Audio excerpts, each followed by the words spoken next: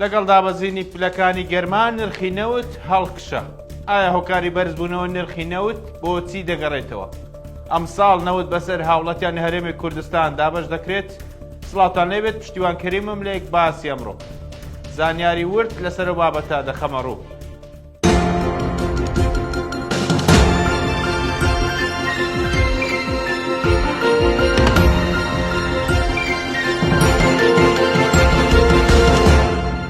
بۆی دابەزینی پلەکانی گەرمان نرخی نەوتی خاو لە بازارەکانی جیهان بەرز بۆتەوە کە نرخی بەرمیلێک نەوتی خاوی برنج بە $1.11 مامەڵەی پێوە دەکرێت.